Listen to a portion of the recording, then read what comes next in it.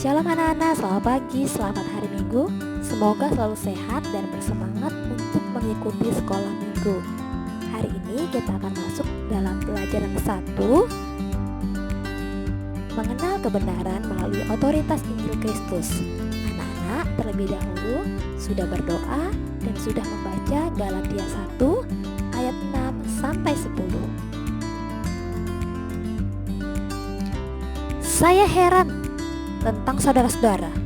Kalian dipanggil Allah oleh karena rahmat Kristus, tetapi sekarang kalian begitu cepat membelakangi Allah dan mengikuti kabar baik yang lain daripada kabar baik yang dari Allah. Ya, itulah penggalan surat Rasul Paulus kepada jemaat di Galatia. Membaca sepenggal suratnya saja sudah memperlihatkan betapa sayangnya Paulus kepada jemaat di Galatia, sehingga dia berkata-kata sangat tegas untuk menyadarkan jemaat di sana bahwa kabar baik yang berasal dari Allah sajalah yang benar dan patut dijunjung tinggi otoritasnya. Paulus dalam suratnya memberikan nasihat dan teguran supaya jemaat Galatia kembali kepada Injil Yesus Kristus yang selama ini sudah diberitakan Paulus kepada mereka. Paulus menegaskan bahwa hanya ada satu Injil, yaitu Injil yang berasal dari Allah yang sudah diwahyukan kepada dirinya melalui pernyataan Yesus Kristus. Injil yang diberitakan Paulus bukan Injil manusia, bukan manusia yang mengajarkannya, tetapi Paulus menerimanya melalui pewahyuan pernyataan Yesus Kristus. Ketika Paulus menerima kabar bahwa jemaat di Galatia mulai goyah dan berbalik arah dari kebenaran Injil Allah, Paulus menegur dan menasihatinya supaya jemaat kembali meyakini bahwa Injil merupakan otoritas tertinggi sebagai satu-satunya ajaran yang benar dan sehat.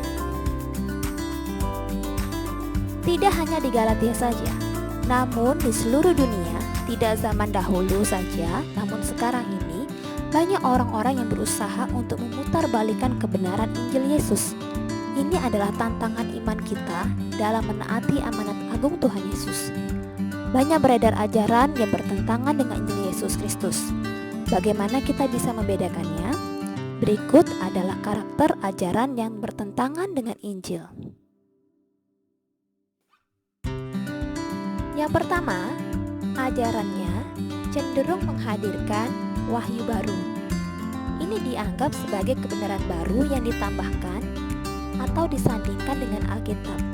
Alkitab bukan lagi menjadi kebenaran yang mutlak dan satu-satunya. Kedua, ajarannya cenderung memberikan penafsiran baru. Memang tidak semua ajaran hal yang baru itu sesat, tetapi ajaran yang sesat hanya menonjolkan sifat baru dari pengetahuan dan penafsiran mereka akan Alkitab. Ketiga, ajarannya cenderung menentang dan menyimpang tentang prinsip-prinsip kasih karunia Allah yang sudah dinyatakan melalui Yesus Kristus. Ketika kita memutuskan untuk percaya kepada Yesus, saat itulah kita harus meyakini ajarannya sebagai ajaran yang benar dalam menjalani kehidupan. Injil yang adalah kabar baik dari Allah kepada manusia harus diberitakan kepada semua manusia di bumi tanpa terkecuali. Kita harus berani menentang ajaran yang bertentangan dengan Alkitab. Kita harus jeli dalam menerima suatu ajaran baru. Kita harus mempelajari Alkitab supaya kita lebih mengerti mana ajaran yang benar dan mana ajaran yang bertentangan dengan Alkitab. Bagaimana caranya? Mintalah pimpinan Roh Kudus pada saat kalian membaca Alkitab rutin setiap hari. Tuhan Yesus yang akan menyatakannya kepada kalian. Teruslah meyakini bahwa Injil merupakan otoritas tertinggi sebagai satu-satunya ajaran yang benar dari Allah Bapa Tuhan kita, Yesus Kristus.